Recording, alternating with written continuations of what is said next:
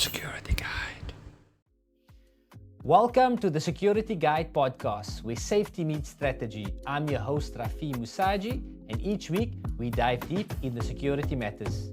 Today, guys, I want to discuss the issue of salary structures and salary payouts for the security guards.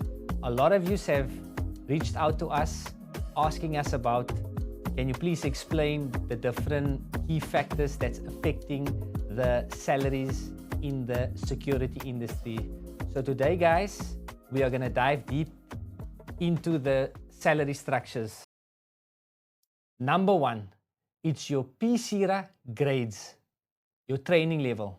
Remember, these are your three salary structures on. Is the grade C, the grade B, and the grade A. So let's start with the grade C, because obviously, guys, also just remember that you have to do the basic E and D in order to be able to qualify for the C. So the C structure salary is basically an average person gets per month roughly around between 5.5 to 7.5. That's what ChatGTP says, but the actual is 6,514 Rand. That's for the grade C. And for a grade B, an average salary is 7,118 Rand. And for a grade A, it's 7,695 Rand. As you can see, that's just your basic on your grade levels. So let's go. How do you actually up it from that level? So number one is your training. Number two is, which region are you in? Are you in city? Are you in urban regions? As there's different pay structures.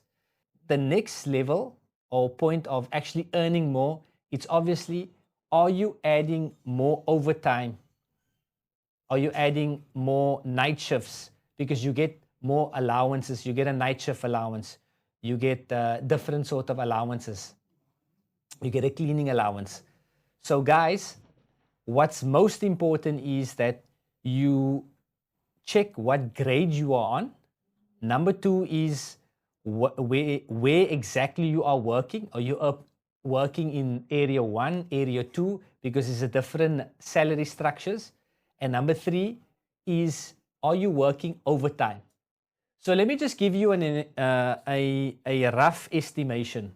So on that basic salary, what the bargaining council is actually saying is that you, as a security personnel, you are basically can get a basic salary of 6,500 if you are C grade. So that estimated works out to about 17.1 shifts, excluding public holidays and excluding Sundays. So that means that if you work more than 18 shifts, excluding your Sundays, you are going to get more. So averagely, a person that works for a overtime, you get paid 1.5 of your daily rate. And if you work on a public holiday, you basically get double. So like on a Sunday, guys, for an average C grade personnel on a Sunday, if he works, you always see guards on a Sunday, he's actually earning 563 Rand and 76 cents. That's for his Sundays. And guys, on the public holiday, as you can see, Heritage Day is coming on, he will earn 751 Rand and 68 cents. So that's double his normal daily rate. So that's a lot of money, guys. I mean, just to give you an analogy, the grade E, D, and C costs 1,800 Rand. So that means if he works 2 Sundays and one public holiday, he would have paid for his course. So 3 days of working would have paid for your entire training. Where have you ever seen something like that, guys? Now that we've discussed the basic the C, B, and A courses and what their salaries are. Now I want to move on to some of the specialized courses and what is the earning capacity. Number one is there is something called special events. Special events is a course that you need to do in combination with the combo E, D, and C, where you are allowed to work at any events, i.e. the rugby, the soccer, the stadiums, anywhere where there's events and with these crowds, you can work there. So how it works, you basically work a day or 2 days because sometimes the event is only a day or 2 days. And then from there, you get paid on the day. So averagely, the person earns about 350, 450, 550 a day. And that is cash. They pay you on the day. So these are the opportunities now going into December that you should upskill yourself, especially speak to one of our salespeople. They can advise how they can get you onto this. This is from your basic salary of your grade E, D, and C. I would highly recommend you doing this. This is for anybody, females and males. All right, guys.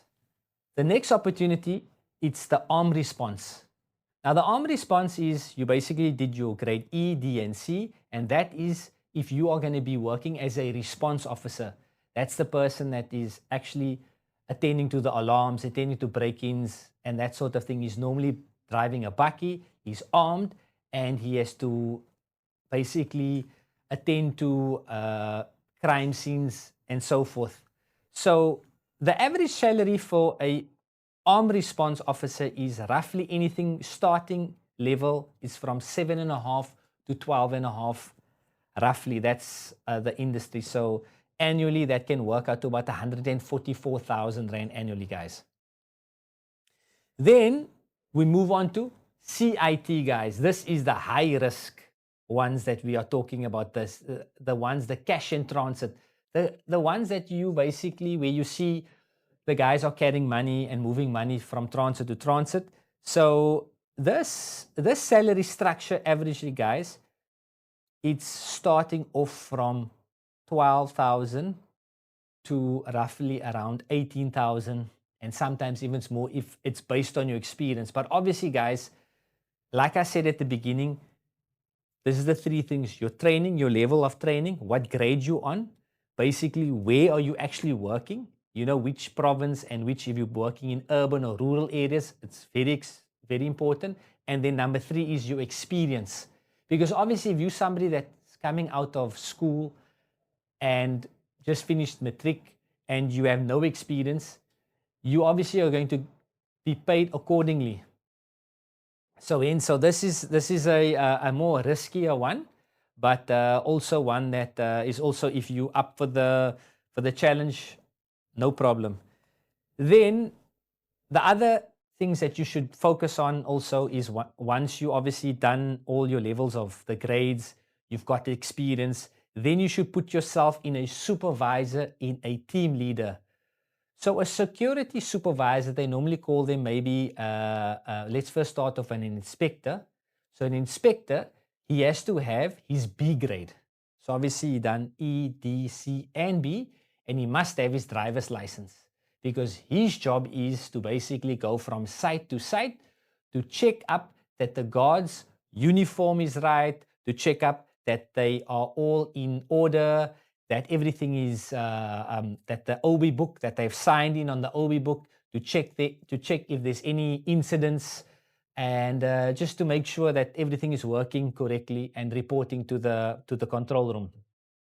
So roughly, a average inspector can obviously start from about 7.5 to about 12 or 10. That's just averagely where they are earning, and then obviously that's excluding overtime.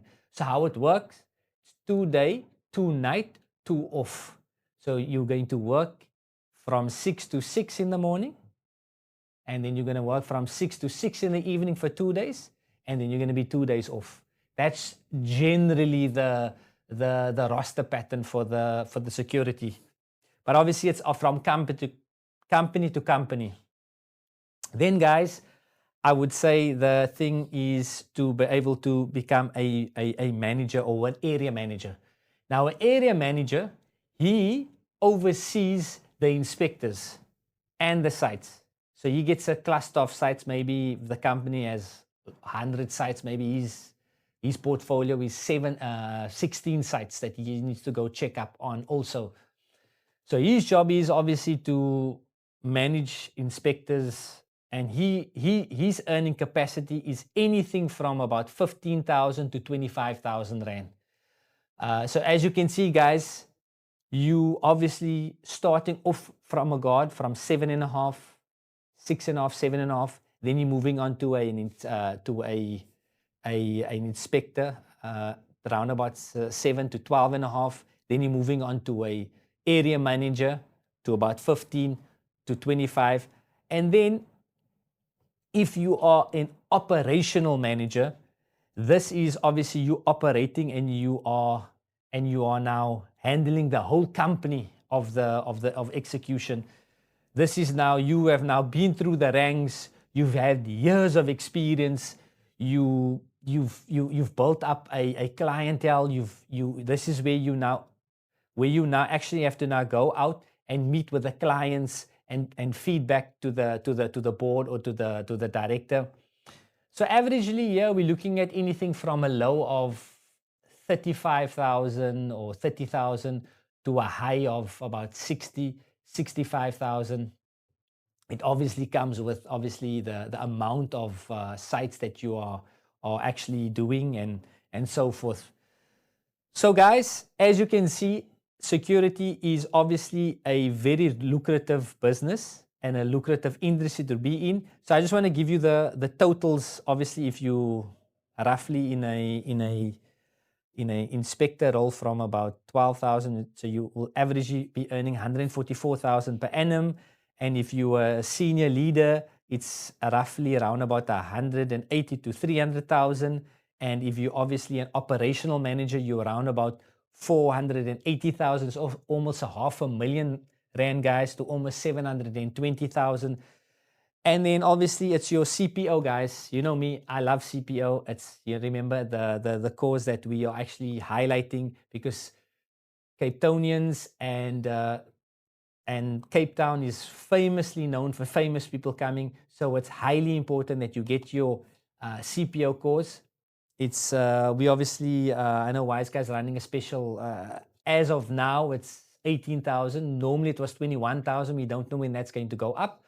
So you obviously have to call in. It might the price might change, and yeah, averagely a CPO offers a daily rate can earn anything. This is basically based on experience.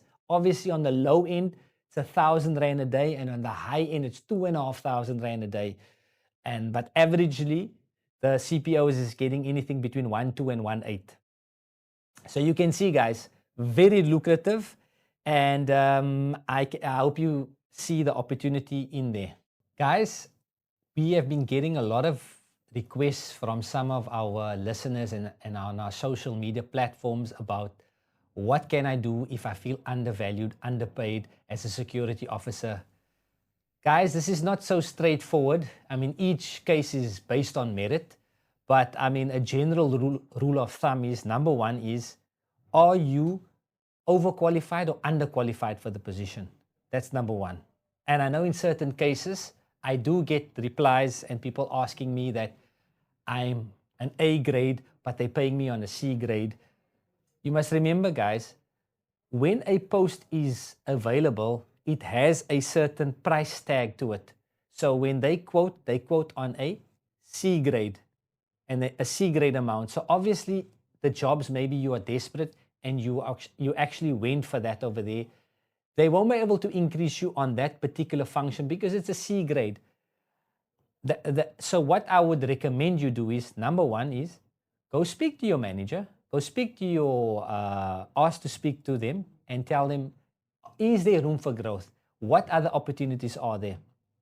Is there any qualifications that I need? So you have to be proactive of your own life, guys. That's number one. So you can't keep saying that I'm working as a A grade and they're only paying me as a C grade, the margin, there's no margin to pay you on your rate, because obviously an A grade, as we discussed, is 7,695 excluding your Sundays and public holidays, whereas a C grade is 6,500. So it's obviously a 1,000 rand, or just more than 1,000 rand difference. So that's the one thing. Number two is, guys, if you get into the industry and you A grade and you have no experience, you obviously don't expect them to pay you on a high, it's called a rookie payment. So my advice is, a rule of thumb is, if you're working between 12 to 18 to 24 months and you've consistently been somebody that has added value to the company, you must remember, as a security guard, you have your certain rights, and the employee also has certain rights. And most security guards, when they start a job, it's about a cat and mouse situation where you guys feel that, you know what, we can exploit the sick leave, where you guys take your 12 days and you get infinity. We will get into that, your medical aid, to send you a day off. Don't get me wrong, that's your right to take off. But obviously, a lot of people, they take, remember I told you about the 2 night, 2 day, and 2 off. What happens is, sometimes when it's your 2 day, you take sick leave there, and then you have your 2 days off, and then you take a more sick leave there, then it becomes a week. Then you find out you're in Eastern Cape, or maybe we find out that you're at some event. So obviously, guys, you guys come on here and then you will complain about the situation, but actually we need to look in the mirror. Is my actions bringing me into that situation, or is it genuinely my employee that is actually being difficult? So that I can't answer that question. And I know on both sides, sometimes, yes, in this game, there is a lot of things that I didn't like in the industry, because it's maybe controlled by a certain group, by a certain X amount of politics that's in there. You won't be able to get that job. You know, it's nepotism and certain things, why people are getting that. But that's for you to answer. If you know you're valuable and you know that you have the skill set, there is a lot of people and a lot of companies that will take you on. But guys, I mean, the little experience that I have in the industry, most of some of the guys, they're not ambitious enough to actually grow. All they want to do is they want to find another vessel where they can be lazy, play around, and not get caught out. And then the moment that the supervisor comes onto you, you start playing politics. You start getting unions involved, and then it's a whole cat and mouse thing. And then at the end of the day is the employee and the employer, nobody benefits. So I have seen cases where people have rise from security guards to actually building empires, because it's about continuously wanting to grow. Let that sink in, guys. To continuously up your skills, continuously wanting to up a level of grade. So let me put it to you. If you are a security guard and you are a grade C, if you've been a grade C for how many years? If you haven't thought of actually, you know what, let me save some money and put away to buy and do the course of the B grade, which is about 13, 14. If you haven't thought of that in 24 to 36 months, but you're complaining about your situation, then one should ask, who really is the problem? But I'm the ones that are out there that want to learn, want to grow. I'm giving you the blueprint. I guarantee you that if you invest in upgrading yourself and constantly wanting to better yourself, in 12 to 24 to 36 months, your position will be in a better space. If not with that company, with some other company. Let's look at the PCERA costing guidelines for 2025. Remember guys, this costing guidelines changes annually. Number one is your daily 4-day shift per week. We're basically covering the EDC, the C grade, the B grade, and the A grade guard. So we're just going to go down the line items. I'm sure there'll be a diagram on top. Number one is your primary security officer, 4-day shift. As you can see the amount there. And then you get a relief officer. Number two is your Sunday pay. So that is separate from your basic salary, guys. So whatever you're earning on your basic salary, that's excluding Sundays. So you should always remember Sundays is calculated on its own. Then you get public holidays. Public holidays is included in your salary. It's part of your days, of your 18 days shift. But obviously you get paid double. Then you get your leave provision. So you get your 21-day leave days. So that's obviously per annum. Every year, the company needs to pay you for your leave days when you're going out. Then it's your sick pay you need to get paid for. So obviously, per annum, you get round about 12 days for your sick leave. Then you get study leave, which is about 6 days per annum. You get family responsibilities, which is 5 days per annum. Then you get night shift allowance, which is roughly around 7 Rand. And then you get cleaning allowance, which is around 31 Rand. And then it's the Provident Fund, which is about 7.5% of your salary. And then you get health insurance, which is with Infinity.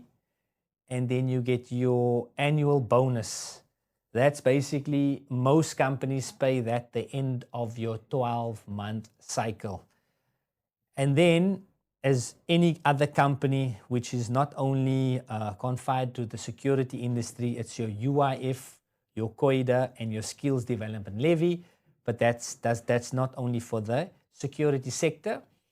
Then you get obviously your set of uniforms that the company needs to actually provide for you on an annual basis. All right, guys. So now I want to discuss exactly how it materializes on an actual pay slip of a security guard. So how it will come, you will have different line items. You will obviously have your employee number, your ID number. You will have your company registration. You will have your start date, your end date of when you started the company, when you ended the company, your job title, security officer, your grade, which would be EDC, and obviously your bank account, and then it'll be your earnings and deductions. So number one will obviously have your basic salary, will be on there, and then it's the amount of hours that you work, and then it'll be a fee. Then it'll be your cleaning allowance, 31 Rand. It'll be your leave days.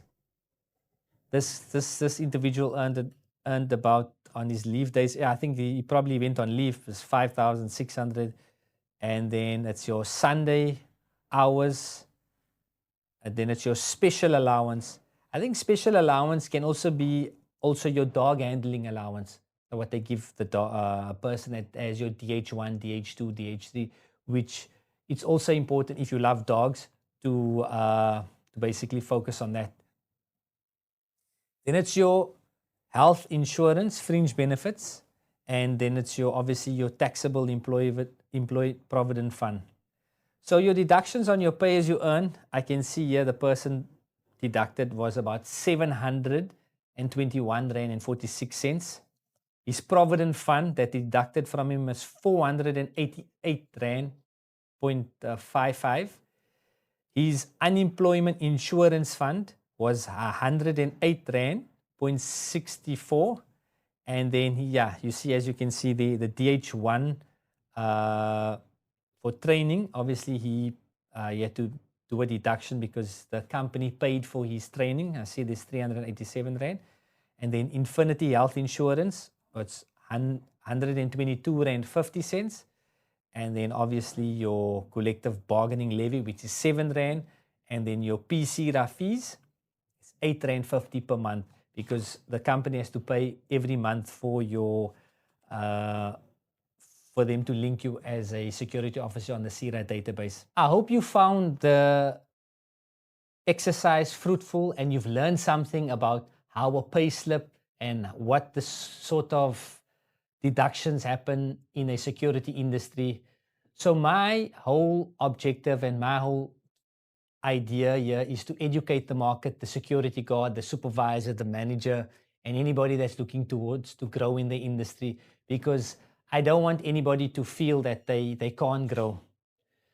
So here are my few recommendations for somebody that is working in the security industry and that wants to grow. Number one is look out if there is any learnerships available in your company, because it's a big tax write-off and they get BE points, and you as an individual will be a better asset for the company. So a learnership is just a 12-month program where you do some practical and you do some, it's an NQF level 4, and it's around about 130 odd credits. Very important, guys. Your company can offer that to you. That is on the company side. Number two is upgrade yourself in courses. Either upgrade yourself in the grades, specialized courses, firearm courses, driver's license, or basic business or basic etiquette courses that can help you advance as a manager, as a leader in the company or for yourself. So always be looking to improve, because nobody is actually going to spoon feed you or basically take the shot for you. You would have to do it for yourself. So that's my recommendation for some of the guys.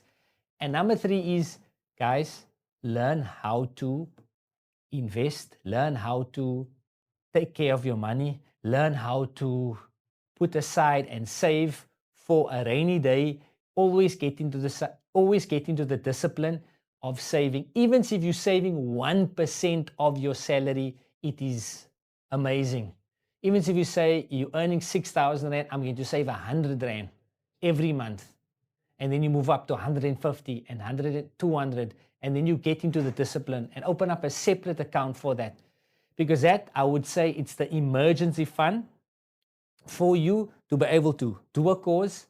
And you remember, when you do a course, your earning capacity becomes more. So I highly, highly recommend that you look at yourself firstly, look at the company that you're working for, and those that want to get into the industry and have no clue. I hope this has helped you and shed light on the industry, because yes, there's a lot of not so good things in the industry. Like number one is the pay queries, where employers pay the staff members short, and it's a tactic that they do continuously, and that is unacceptable. Those companies know who they are. That's how they basically they pay 3/4 of their salary out, and they keep a quarter behind, so they can stay afloat. And at the end of the day is you've done your duty as a C-grade guard and you're getting paid. Unacceptable. There's numbers that you can report them. Just go on to the hotlines of CIRA and you can report them to the bargaining council, basically of them not doing what they're supposed to be doing. And secondly, guys, I see a lot of the security guards, they like unions. Well, I see in certain situations, yes, unions is very much needed, but sometimes this deduction of 50 Rand, 100 Rand a month doesn't do much for you, because you can go directly to your manager and you can speak directly to them on your behalf or one of the other security guards and help you. Because generally what they're asking for, it's pay queries, different sort of things that they are asking, sick leave pay, and they do help, but also think about, is your union actually helping you or not? So it's just like somebody that's actually almost like an a lawyer, an attorney fighting on your behalf? And is it worth it for you to pay that extra 50 Rand? So that's my advice, guys.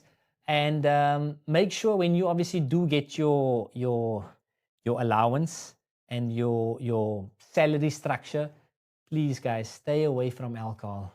That is the number one thing that is going to destroy you and is going to make you not progress at life.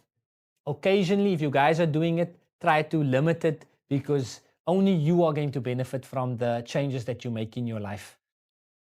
And guys, please, as security guards, as managers, as supervisors, if we want to progress in this market and become a valuable asset to the company, obviously we need to reciprocate that of good behavior. And number one is, I feel that I think most guards that are struggling is obviously with alcoholism, drinking. So my recommendation is for you to find some way that you can better yourself and actually not do that, and actually become more better asset for your organization, because no company is going to allow security guards coming to work smelling under the influence, and they still doing it. And so many people get dismissed for that, and then they left up and their family suffer. That's the number one thing. And number two is obviously always try to think of how you can improve continuously, continuously growing your skill set, continuously learning and continuously bettering yourself. And just come, guys, come with a positive attitude. Be happy.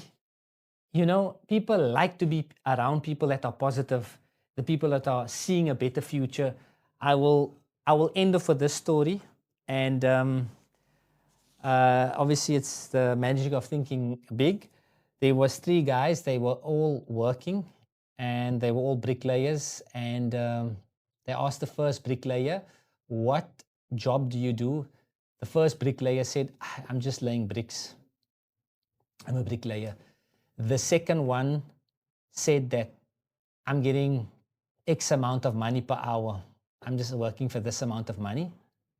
And the third one said that I'm busy building the biggest cathedral, the biggest architecture out there. So they were all doing the same action of laying bricks, but it was the mindset of the vision. The one saw himself as just a bricklayer. The other one just saw himself, I'm coming here for a paycheck. And the other one saw himself as building a big cathedral, a big structure. So let's put that as a security guard. If somebody asks you what you do, I'm just a security guard. And you ask the second security guard, what do you do? He says, no, I just earn 31 Rand, 22 cents per hour. That's what I do. And maybe the third one says, you know what? I'm going out, I'm saving lives, I'm keeping my town, my city safe, and I'm making a better place.